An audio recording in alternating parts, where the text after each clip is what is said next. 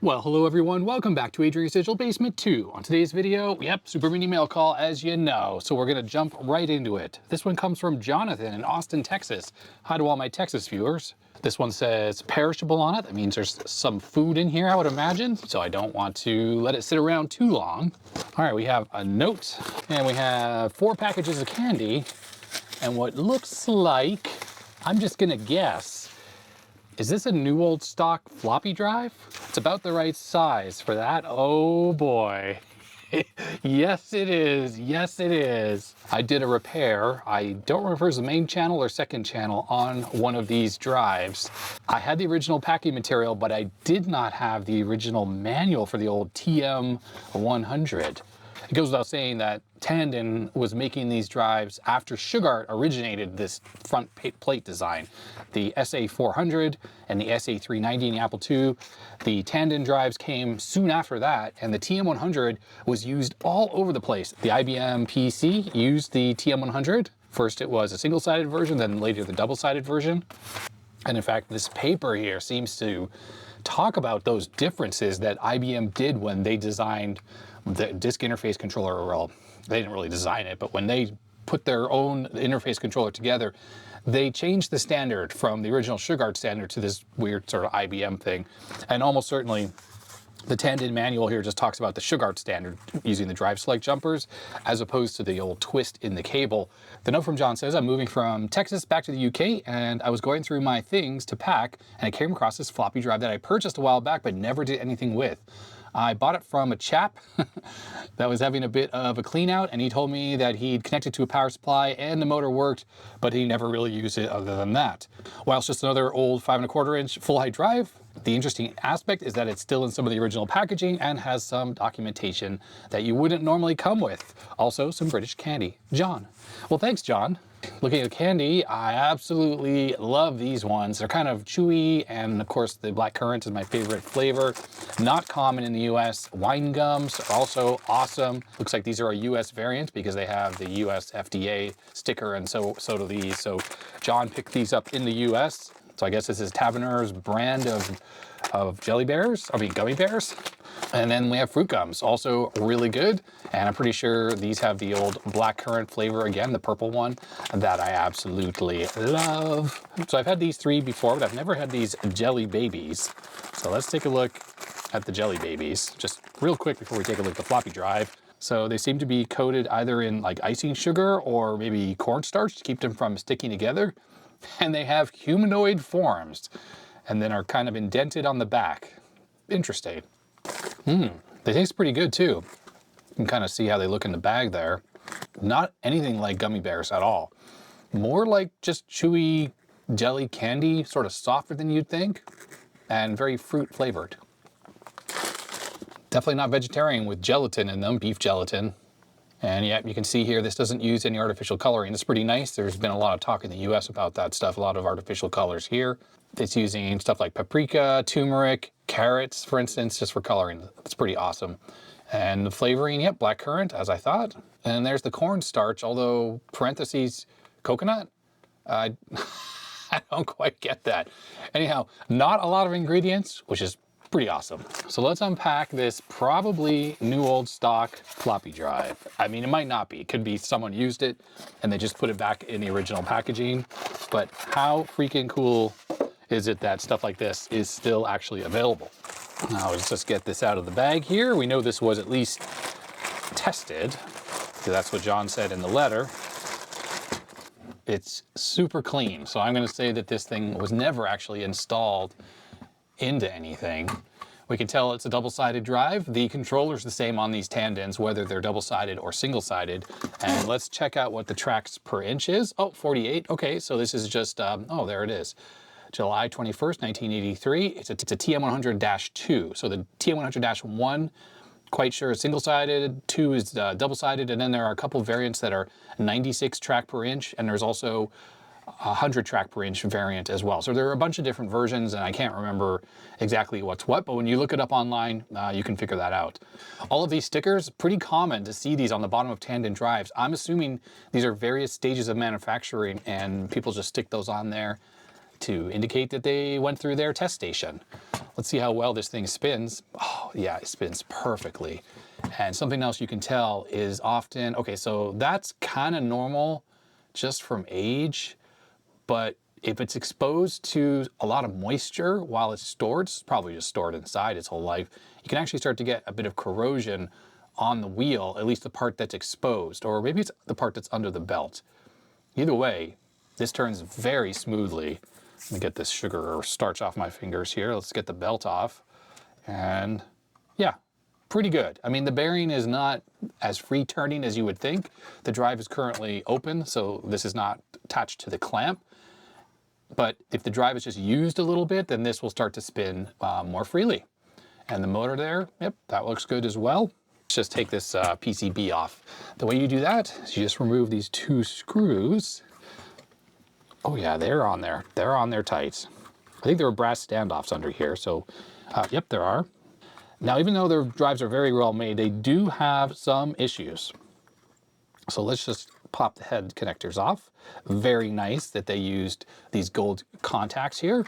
So we can pop this out and you just can, I'll just show the camera a little more. You can flip this over like that without unplugging any of the cables. And now we have access to the entire head assembly. Now let's just see if this moves freely. I'll put this down. Yeah, this thing moves very smooth, very nice. And we can really see inside the drive here there isn't any dirt in here. This is clean and nice. That's so cool. It's so cool. There's nothing to indicate that this thing won't work. Based on what we see here, everything looks super good. Now, if you get one of these drives and it's been taken apart or molested by someone, you should check to make sure that these connectors are in the right position.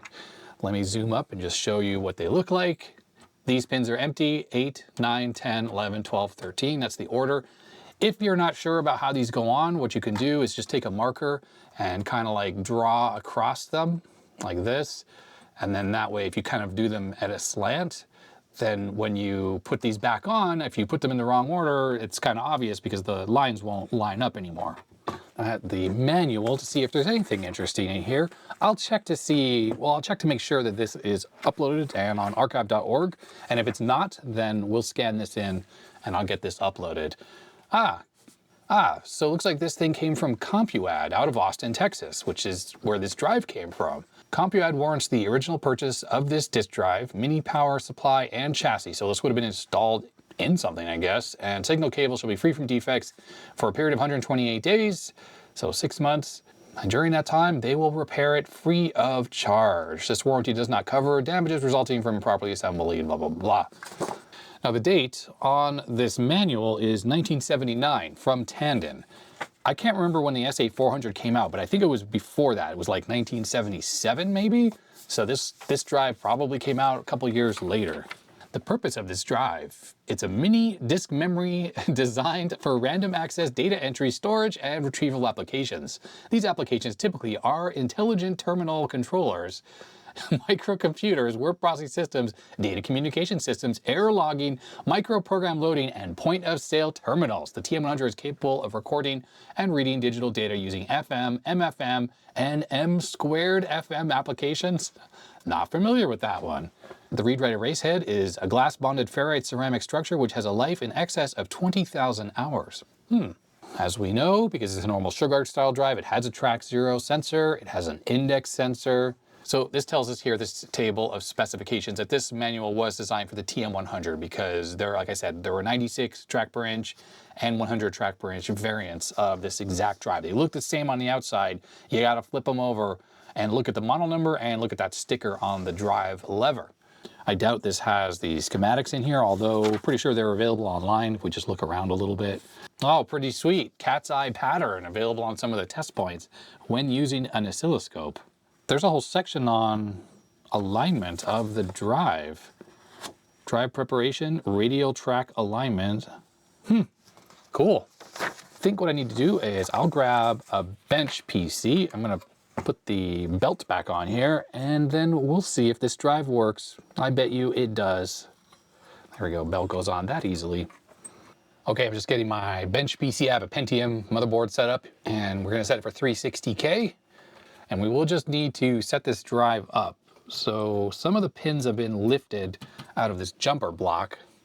It's a little hard to see. Let me try to move this stuff over so we can show that a little better. If we take a look at the jumper block, looks like some pins have been lifted out. Now I can't remember off the top of my head how it should be configured, so let's refer to the instructions. And in fact, we'll go to that little piece of paper that was included. All right, so if we orient this the same way as the drive, it's saying to lift out those and DS0. So currently, looks like this is set for both drive select 1 and drive select 0. That is actually not a problem. We can just leave it this way. You wouldn't normally operate in this manner. And then we can connect the ribbon cable, and of course there's the twist, so this will become drive A. Now typically you would set this for drive select 1, then as after the twist it becomes drive A, and the connectors that are before the twist become drive B. So in this case, drive A is going to work. It might possibly try to respond on drive B, but that's fine. I just won't address drive B. And it goes without saying, we need to hook the power cable up. So I'm going to do this under here. Make sure you don't force it on the wrong way, because you can, if you push hard enough, you can actually get this on the wrong way, so you don't want to do that. Obviously, you would damage the drive. Okay, I think we're ready. We might have a tantalum that blows up when I turn this on. Let's see what happens. Nothing happened, which is a good sign. I gotta grab a disk. Okay, I have a verbatim disk here, which I know is good. Oh, it's spinning and it's seeked. So great sign right there. So we'll slide this floppy in. The red light's on right now. Shouldn't try to boot. There we go. We're going to use IMD, which is my favorite utility for testing drives. Actually, what we should do first is just try to format the drive, and we're going to use nformat for that, which is my favorite utility for doing that. It looks like it's only set up for single-sided disks. Oops. There we go. 360K. Hit enter. And this verifies. And I know this disk is good. I've been using it on like the Commodore 1541 drive repair video, so it works in that. But that, of course, is only using a single-sided nature of this. But I'm pretty sure this is a good disk. But yeah, this drive's just working from 1983 to now. It just freaking works. 42 years old, no problem. Now it's not all sunshine and roses with these drives. Yeah, that just freaking worked. Of course it did. So we can exit out of this. I won't save. We'll go back to IMD. And we're just going to set this to the A drive. We'll change it to 40 tracks, double-sided. Double step is off. You only need that if you're using high density 5¼ inch disk drives, which we are not. And everything else seems fine. And what we're going to do is check the RPM. So test RPM, and let's see what this comes back as. 299, 300 RPM, right on the money. Right on the freaking money. Yeah, really not surprised that this drive works. Really, really not surprised. Well, there's not really a whole lot of other testing I need to do with this. I could just grab, let's reboot the computer. I'm gonna grab another disk, one that's already written, and we'll test this. It says Compact DOS 4.01. Sure. I could probably try booting off of it as well. dir ::.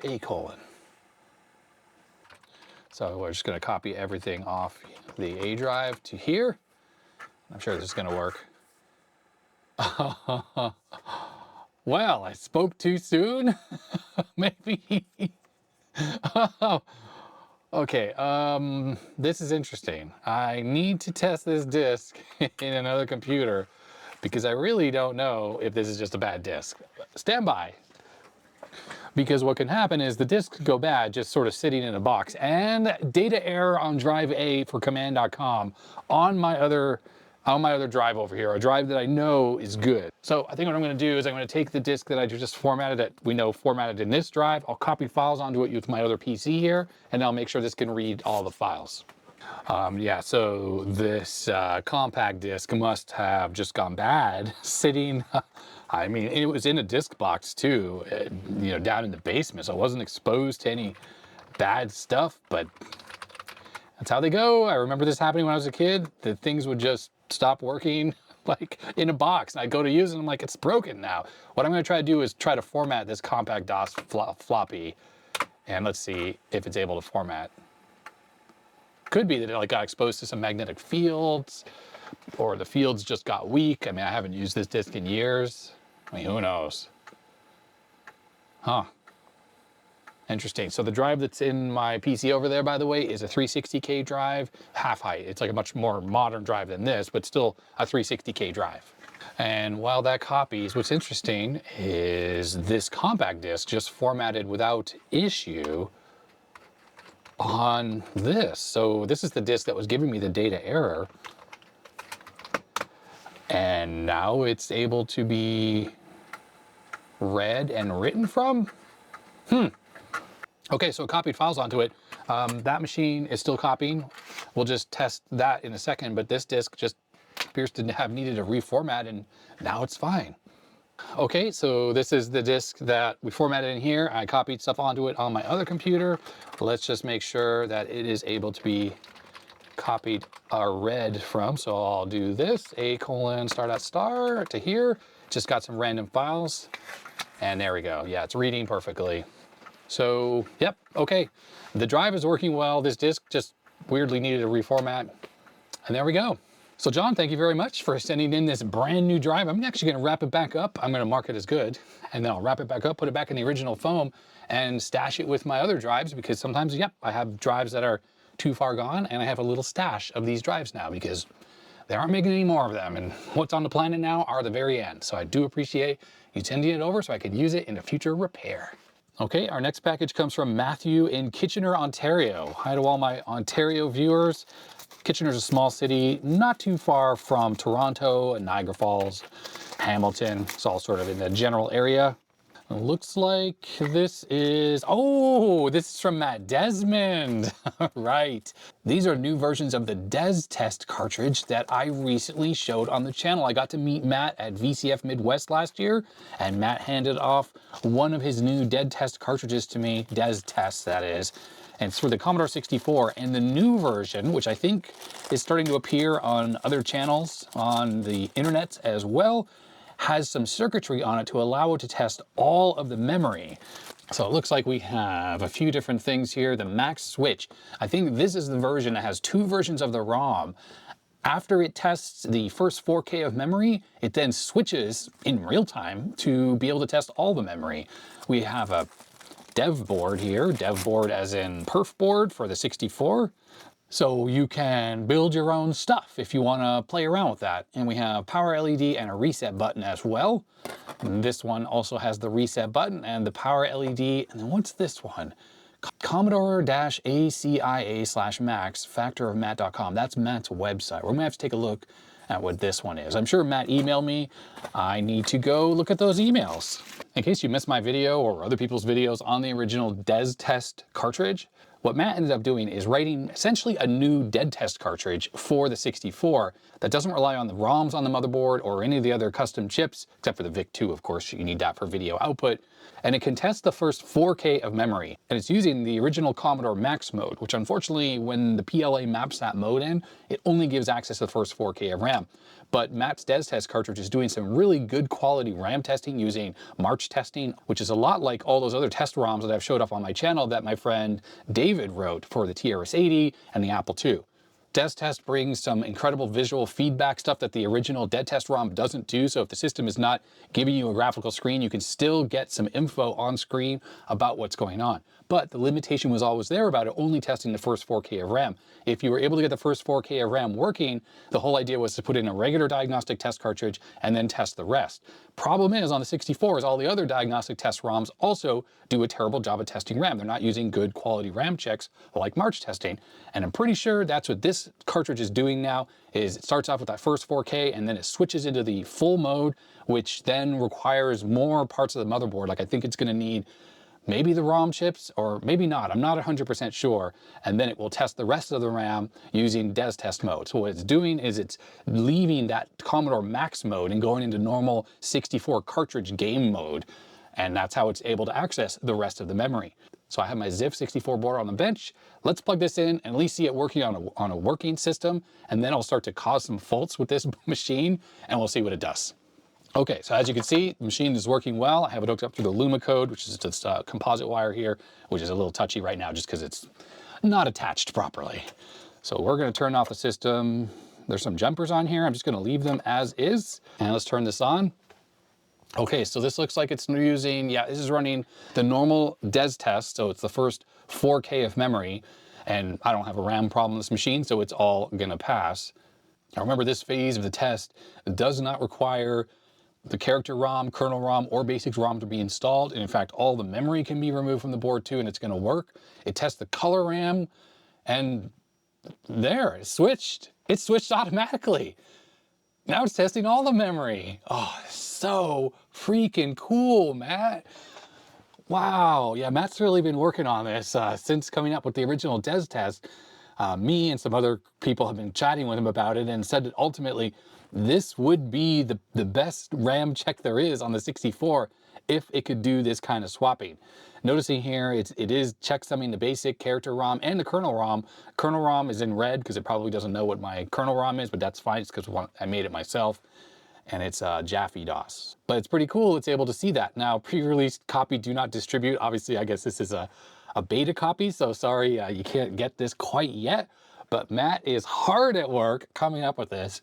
So it's testing 4K to 32K. Now, obviously, this thorough March testing it's doing takes a lot longer than normal RAM test that you're used to.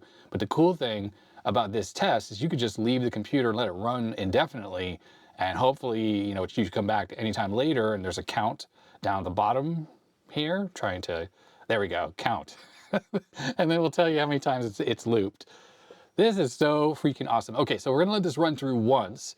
Once this is done, I wanna take out the kernel, basic, and character ROM. I wanna make sure this can still work. And I say that because the normal version of the Commodore 64 diagnostic, the one that uses the harness, it needs a working kernel ROM. I don't know if it needs a character ROM, it needs the kernel ROM to be working. That means if your PLA is having some issues and the ROMs are bad or whatever, then that could potentially keep you from running that diagnostic. If this one can work without those, then that's excellent. I'm quite sure that this will not require the two 6526s to be installed. It definitely doesn't need the SID to be installed, even though that's in here. I have a SID kick in here.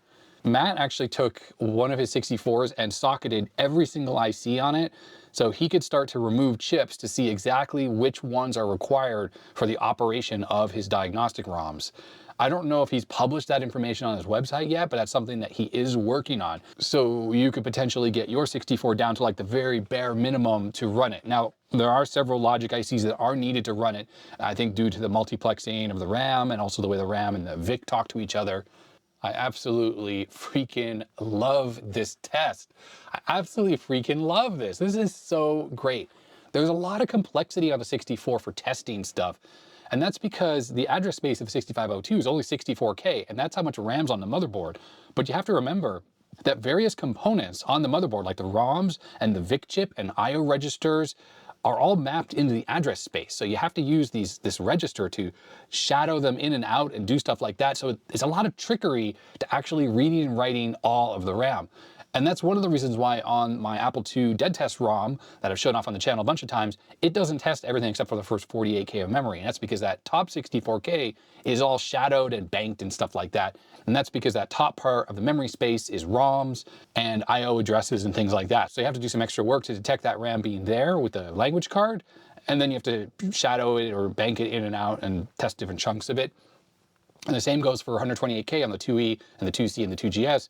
Same thing. That stuff is like shadow memory and you gotta like switch in and out, and it's a lot more complicated. It involves writing some code that you have to copy into your RAM. So you have to test part of the RAM and then copy it into there so you can switch things out, and it's all a little bit more complicated. Okay, but it finished.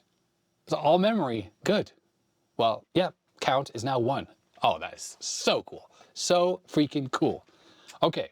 Well, let's show what it looks like when you have bad memory. So I'll just take this RAM chip out and we'll turn this machine on. And right away, it's going to tell us that we have bad memory in bit 2. And that's because I just took this chip out. Now, the reason why testing all the memory is more important than the first 4K is because there could be some subtle issues in this RAM chip where you have a few bad bits in the upper areas of the memory, not in that first 4K. So with this memory chip in there, if this were only subtly bad, this test would pass. But then when it got to the later test, that's when it would start detecting that there were bit errors in this RAM chip. You know what kind of amazes me about this particular system? I have put this poor 64 through so much abuse, And it's never actually broken since I originally repaired it.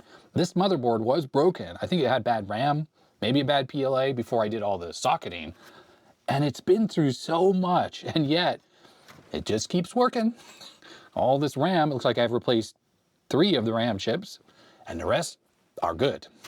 Okay, so let's get these ROM chips out. That's basic. We have the kernel. Oops. Oh, I bent that pin. And we'll take out the character ROM as well.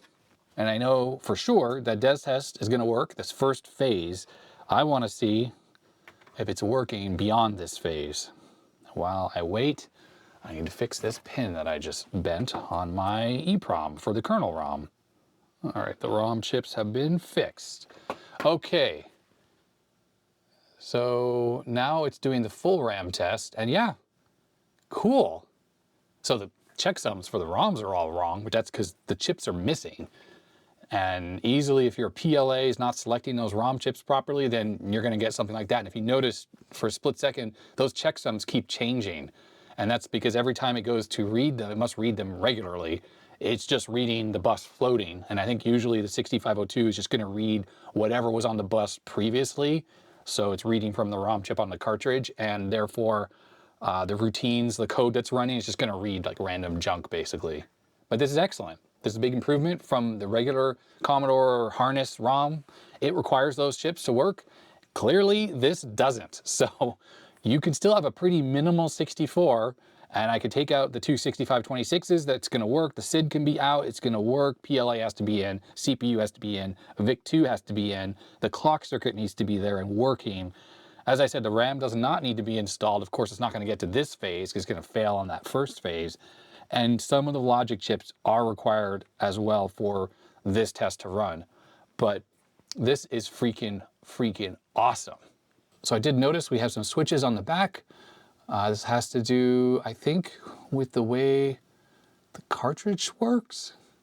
27128, yeah. So it looks like, depending on the size of the ROM chip you have installed, you just need to set the jumpers appropriately. Thank you very much, Matt, for printing that on the back. I hugely appreciate that. And I say that because a lot of people don't bother, and then you don't know what these switches do. You're like, well, how do I configure it? It just is like a few extra minutes of work in KiCad to lay this out, and it helps people in the future. And we have IO1 and IO2.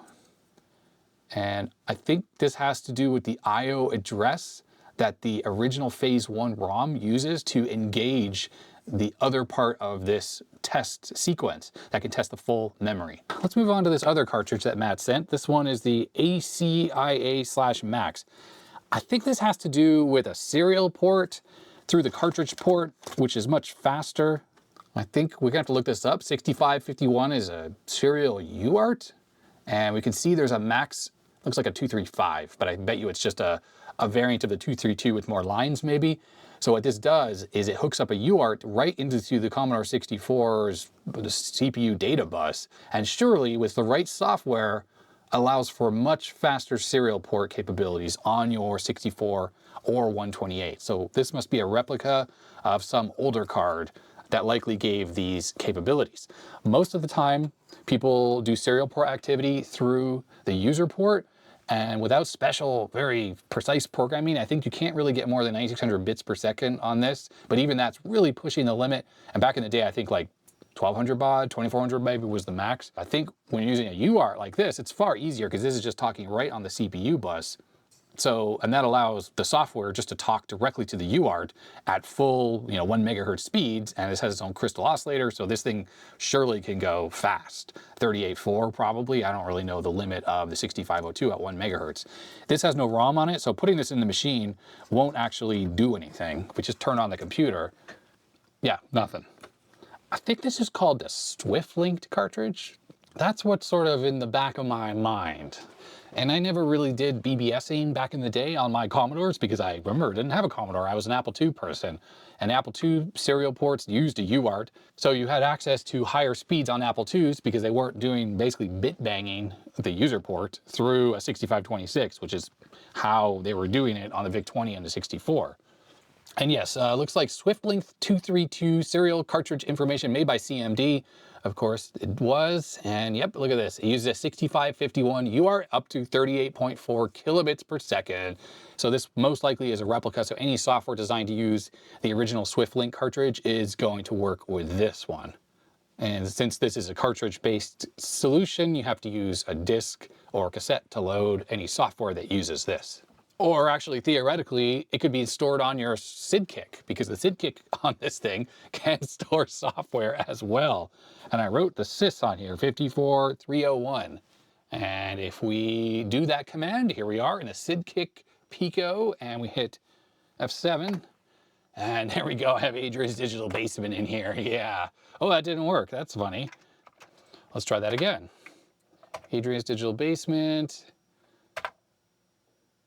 Yeah, okay, yeah, I noticed it doesn't work every time. Weirdly enough, I just power cycled the computer, did it again, and then it worked. So all I'd have to do is copy a SwiftLink piece of software into the SID kick, and then I could just access it without even needing to have a disk drive connected. That is awesome. So I have the Kung Fu Flash booted up, and I have CCGMS, and I copied a new version here onto it, and I think this supports SwiftLink, I think. So I think if we go into here and we hit F7, now we should have access to those files. Sys 54301. Sys 54301. Okay, there we go. Took 3 tries to get into there. I'm gonna hit F for flash. Error reading from device. Okay, so I think what's happening is this is trying to read from a normal serial device. So I'm gonna bust out what I haven't used in forever, which is my old SD to IEC. Just need to copy that same program onto this. And we look at this. No, that didn't work. CD apps. I forgot the CD apps. Forgot the exact way to do it. There it is. Okay, now it's working. So sys 54301. Okay, it's going in. Perfect. Uh-oh. Unstable bus communication. Timing adjustment recommended. Really? I gotta say, this SID kick works fine for producing music. I've never had any issues with that. So we're gonna do this again. Apps. Now I know the correct syntax is with a colon. There it is. Okay, I wiggled it in the socket. Flash, and we're gonna do 4. Progress. It's writing it into the memory on the SID kick. This is a very cool feature. Not sure why it's acting up for me, but it's still really darn cool. Storing programs inside the SID itself. How awesome. Right, okay, so now I hit enter. Theoretically, it loaded. Okay, cool. So now we can stick in the SwiftLink cartridge. I don't really need to do it this way. You know what? For now, Stack Overflow. Yeah, I'm gonna power cycle the machine. We'll just load it off the SDIEC since it's already connected. We can just load it right here through the built-in file manager in JaffyDOS. That's JaffyDOS's feature. That's why I like JaffyDOS. We're gonna go to parameters, Swift/turbo DE, DF, D7, user port. Which is it? All right, what I'm gonna try to use is my Haze modem emulator thing. This is not a Haze modem. It has an ESP32 board in here from Tatler, I think is the name of the website. I'll put a link in the description down below, but this has a Wi-Fi modem in it basically. And the modem is powered up and it's connected. I have it hooked up through the serial port here. AT, that did not work. Are the lights blinking? No, okay, so that must not be the correct port. Oh, you know what, look at this. There are jumpers. And it's set for DE right now. So it's obviously using the DE address. So Swift DE should work. And there's non-maskable interrupt and another one with IRQ. The way this is connected definitely is correct with the data carrier equipment or the modem and the data terminal equipment being the computer. This cable is correct. I've used this just recently and it's working perfectly. And then this is an adapter that just simply goes from 9-pin to 25, and it's designed for serial. And yeah. All right, well, I've messed around with this for a bit. I had the oscilloscope out, couldn't figure out what's going on. I took a look at the signals going in and out of this Max-238. I didn't see anything. When I type, I should at least see TTL signals going in and outcoming serial type signals that would go to this connector here. I wasn't really seeing anything. I just saw the different voltages, but it seemed like it was just stuck either at 5 volts or I saw like the serial levels, RS-232 is like minus whatever. So it's kind of my assumption that the software I'm using doesn't work with this, or I'm doing something wrong, or there's an incorrect setting on the jumpers. I did try moving this IRQ non-maskable interrupt jumper, and that didn't seem to make any difference at all. It is set for DE, which matches what was happening when, I went to the software and I selected SwiftLink DE. The terminal ready light came on the modem. Also, I had the modem sending data back to the computer and nothing ever showed up on the terminal. So something's going on. I'm going to message Matt just to figure out what I'm doing wrong. Anyhow, the star of the show, obviously here, is the DesTest Max-Switch edition, the version that can test all 64K of RAM on the 64. Pretty fantastic. I will absolutely be using this in the future when I have 64 repairs, when I'm trying to just figure out if there's any kind of a RAM issue. I think this is going to be super helpful. I don't know for sure when this is going to be available. It might already be. As I said, I'll put links down below and I'll ask Matt about this serial cartridge, and at the same time I'll find out when this one might be coming out. But I think if you just regularly check his webpage, you'll be able to figure that out. Probably follow him on the social medias and stuff like that. So thanks very much, Matt, for sending in this stuff and the prototype board, which is underneath this pile of RAM chips I have on my bench. And let's move on to the next thing. All right, next up we have a package, and I think it's containing some yummy Italian sweets from the same viewer who sent in the Olivetti PC1. I had this on a mail call episode a few episodes ago. I'll link it down below. I haven't had a chance to try to repair this machine. We determined that the power supply was not working on here, so yeah, some repairs are necessary. This is a very unusual PC. Again, I think I talked about this in the last video. It is PC compatible, IBM PC compatible, but it's got an 8186, and those are generally not PC compatible due to the devices that are normally on the motherboard on a PC are integrated into the processor, but they use different I/O addresses. So there's some kind of trickery going on with this machine, I think, to facilitate that, to allow it to work. Anyhow, I think this is a part 2 package, so to speak. So let's just take a look at what's inside. Oh yes, and it is exactly what I thought it was. No letter or anything inside, but these delicious Italian candies come from Massimo. And it's funny, I only just recently finished eating all of the candies I got on the first batch that came with the PC1 there. So it's nice to have an extra supply. And of course there are these additional English candies that I got in this video as well. They're still sitting here on the bench. So indeed, we have a bunch of candy on this episode, which I'm not complaining. People say, oh, the diabetic's getting a bunch of candy. But you know what? I actually need candy because often my blood sugar goes low. In fact, my insulin pump was telling me my blood sugar is 78 right now. So it's actually dropping a little bit. And I was just eating a couple of these fruit gums to bring my blood sugar up, and having this stuff on hand is totally necessary. And these particular ones, if you don't remember the last episode, they have a chalky look to them, but they have a really delicious kind of caramelized milk flavor. And I am not lactose intolerant, and I absolutely love milk. So candies like that are freaking awesome. So thanks very much, Massimo, for sending those in. And we're gonna do one more package because that last one just took, a second to do. And this one is international, and it looks like it comes from Julian in France. So hi to all my French viewers. I don't get a lot of packages from France. And I can see we got some more candy here. We got Haribo World Mix. I'm glad I opened this. This has been in the basement now since the end of November. So it's a little bit over a month. And actually there's a whole bunch of candy in here. Oh, that's so funny. But we have one piece of electronics in here. So we have a letter that says, here's the PS2 to Macintosh Plus adapter we discussed over email. This adapter is available for sale on my Tindy store. I'll put a link to that in the description. It's only been tested with a Mac Plus so far, but more tests are underway on older Macs. You know what, if it works on the Mac Plus, it's gonna work on the 128, 512, and the Mac Plus. The firmware has only been tested with ISO keyboards, not EUS keyboards. The small PCB is an adapter to make firmware flashing easier. The firmware is open source and available here. So there's a GitHub link.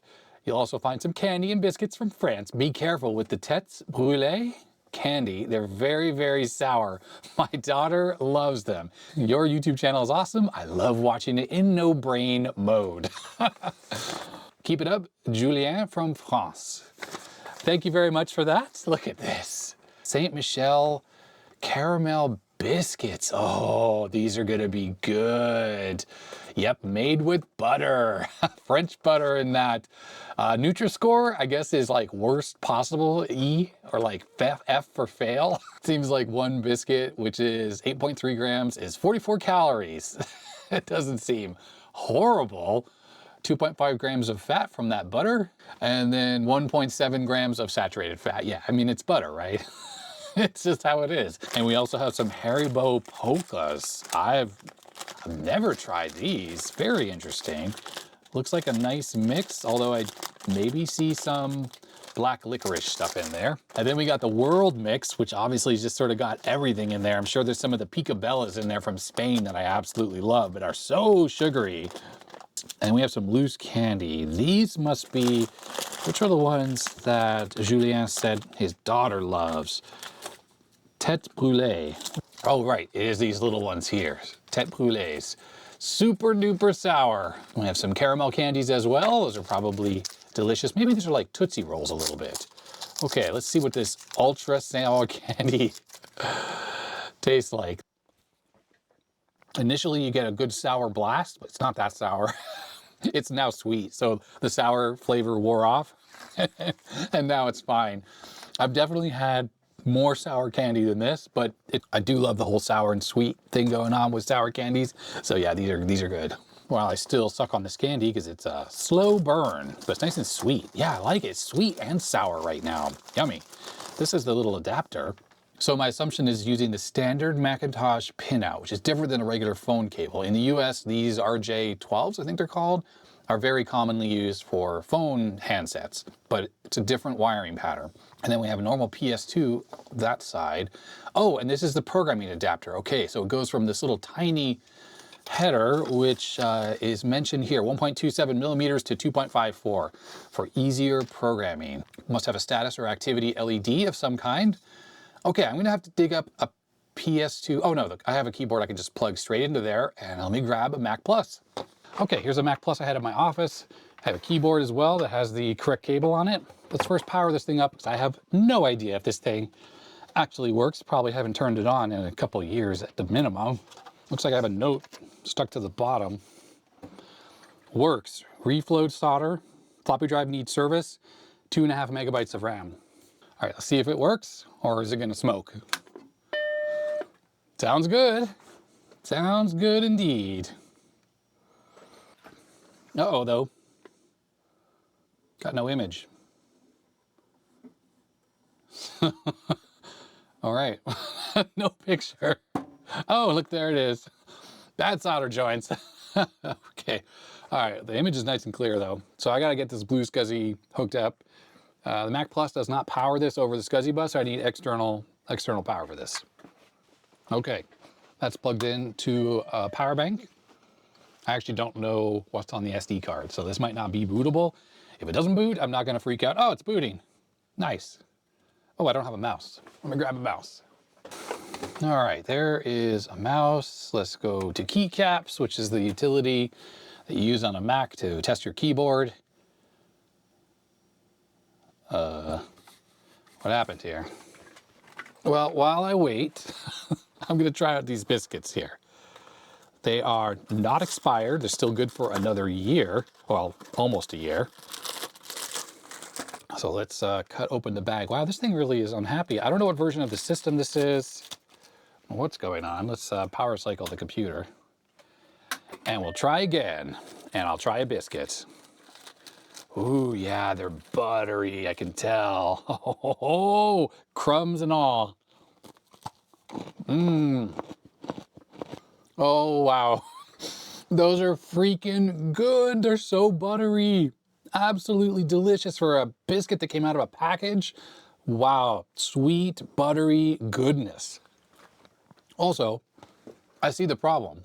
my power bank shut off. It's, you know, the auto power off garbage. So I'm going to plug the USB cable into the wall. Not into the wall directly, into a power supply that's plugged into the wall. Okay, there we go. Bluesky. It's got a light on it. Yeah, this RAV power.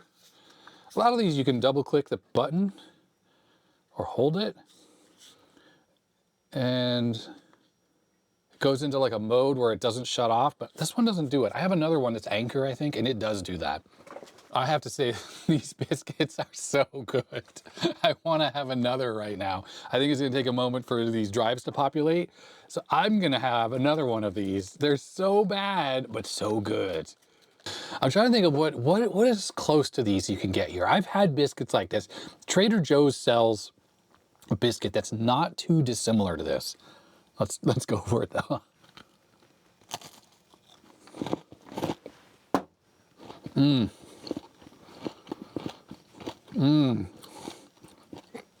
Wow, yeah, that's good. It's worth the calories. It's really worth the calories.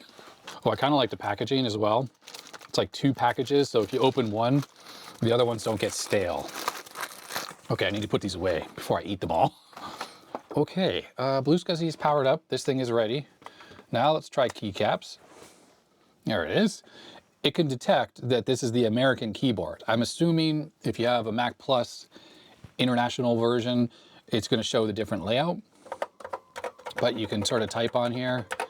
You can test your keyboard to see if all your keys are working. You can also test rollover.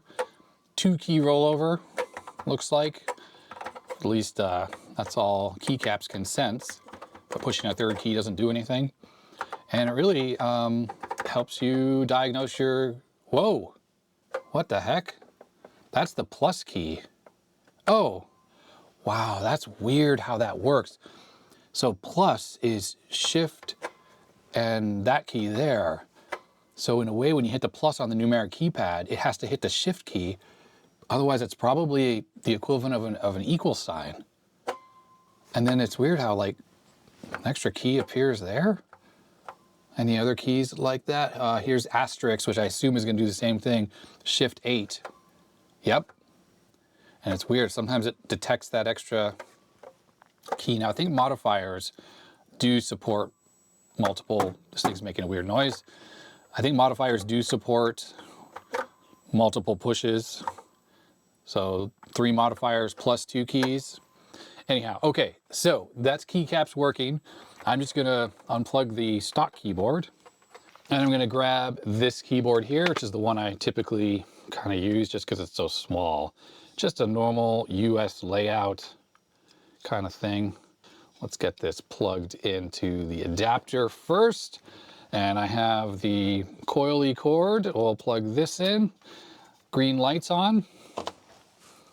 And let's see what happens. Huh. Okay. It is not working. Maybe I need to reboot the computer. Let's do that. Restart. Actually, let's just power cycle the whole thing. So we'll watch the LED when I turn it on. Okay, well, anyways, don't know how it's supposed to work. I suppose we could check out, oh, the light came on as soon as the system started to boot. It's almost like it initializes the keyboard, something like that. Oh, this is acting up again. Come on. Come on, come back to life. Come on, there we go. No, no, no, come on. I don't feel like fixing this thing right now. I can fix this later. Okay, please don't break again. So, keycaps. Okay, so the light's on. Oh no, it is not functional. What about caps lock? Caps lock? Nope.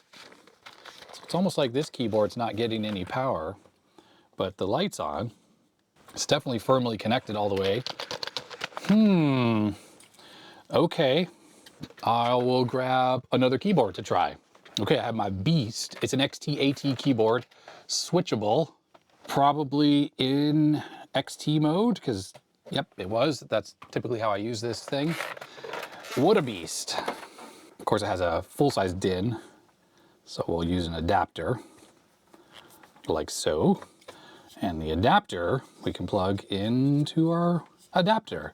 Adapter into our adapter. Just get that in there all the way like that. There we go. Just watching the LEDs. Well, the Mac is doing a RAM test right now and the light's not turned on the adapter yet. I'm assuming as the system starts to boot, there it is, it comes on. I don't see any lights on here. You know what, it's possible like it doesn't turn on the lights. And if this doesn't work, then I'll have to reach out to Julien to maybe fix this in firmware or something, I don't know. This keyboard works, the other one definitely works. I use that constantly. I was using it earlier in this video, actually. That was the exact keyboard. Oh, yeah, there we go. So QWERTY, up, down, left, right, that works. Numeric keypad is working, enter. Plus, there you go, same BS with the shift. Oh, look at that. I let go of the key on the keyboard, but the shift key is still pushed. I'm assuming as soon as I push a key, it'll go off. Oh no, it didn't. Okay, well, shift is stuck. So there's a little firmware fix that this thing definitely needs. Pressing plus keeps the shift stuck on. Yep, it's definitely, everything is shifted now. I know you can't really see it on screen, but it is stuck. Now I'm assuming what other keys are over here. That one doesn't do it. The asterisk does. There's also parentheses, and that does it as well. There's also the slash key. That's weird. Why does that even do it? Because slash, it doesn't need shift normally. So I don't get why pushing // does it. And then this is the numlock key, which on the real Mac keyboard is, what is that? Clear. And that does that. It's a box. And then obviously page up, page down, there are no equivalents. Actually, delete key is the same as the clear key or the numlock key. They both do the same thing. Let me turn off the shift there. Yep. And then obviously all the F keys on the top row, they don't do anything because they can't. The Mac doesn't support them. And I don't think there's an escape key on the Mac either, so escape doesn't do anything. And print screen, scroll and pause. Oh, that's odd. Pause is typing some kind of a box. But yep, control, that works. I assume Alt is going to be the option. Oh, wait, that's not working either. All right, so control is control. That's the control key. But that next one over between the spacebar and control is option. And the left Alt, that also just does control. And the right Alt does control. Sorry about the screen issue there. That's the camera. And control. Okay, so there's no way with a US keyboard to type the option key on the Mac. And shift works as expected. Caps lock works as expected. Tab is working. I'd say everything else is fine. Oh, we have more than 2 key rollover with this. Wow. 4 key rollover at least. 5 key rollover. So it's better than the Mac keyboard. All right, so yeah, anyways, we got issues. Alt doesn't work for option, so that makes this keyboard not really usable because the Mac needs Alt for, or option for everything. And then the shift gets stuck when you use the numeric keypad over there. It's quite possible we should go look at the GitHub repo because there might already, oh, it's freaking out there. There may already be a patch for the firmware. Let's do that. Okay, so it's my assumption that this is the repo. No, it's not actually. Nope, this is a different one. Okay. You know, GitHub search leaves a lot to be desired. I have exceeded a rate limit. Are you freaking kidding me? So stupid. And searching here in Google, of course, does nothing because it doesn't really index the GitHub repos properly. So let's try DuckDuckGo. There it is. Yeah, there. This is the one. Very annoying. Let's zoom out a little bit. Okay, PS2 PC keyboard adapter for Mac Plus, a modern solution. Well, it looks like the latest firmware, there's no releases, is 4 to 5 months old. And I got this package in late November. And I was just looking at the box. It looks like it was mailed on the 13th of November. Yeah, I'm going to say that the firmware that's here is all older than what is actually in this device. So this is probably the most recent firmware. And I'm just taking a look at the commits. I don't think there's anything related to what's going on with the bugs here on this Mac. Yeah, okay, well, it seems like we have some firmware bugs that still need to be fixed. Let's take a quick look at the Tandon store, see how much this costs. I mean, you could obviously just build this yourself. The repo I noticed had schematics and things on there. This has a really nice 3D printed case. All right, so here is the Tandon store, and there's the adapter, $22. Not bad at all. And then you can add an extra 20 bucks if you want the case. Yeah, so that's what it looks like inside. There will be, I suppose, tiny little header on there. Oh, there it is, right there, a little header for programming. And thank you, Julien sent the adapter so I can fix the firmware bugs once we get that updated. And there is a Mac Plus with keycaps and the adapter and some Dell keyboard. I guess these issues are not a problem with this. And it might have something to do with like the Alt-GR and the Alt and maybe the Windows key. It's possible Julien's firmware is using the Windows key as the option key, which is, oh, I just realized there is no control key on the Mac Plus. It's just option and command. So control and alt are both mapped to option, and the Windows key is probably mapped to the command key. That's the little flower icon. That works fine. I actually don't have a keyboard like that to test. I assume that's what's going on. So ultimately, from a firmware perspective, it would be probably advantageous for people like me who are using old keyboards like this, or for instance, a Model M, to be able to use the Alt and Control key instead of the forced to be using the Windows key.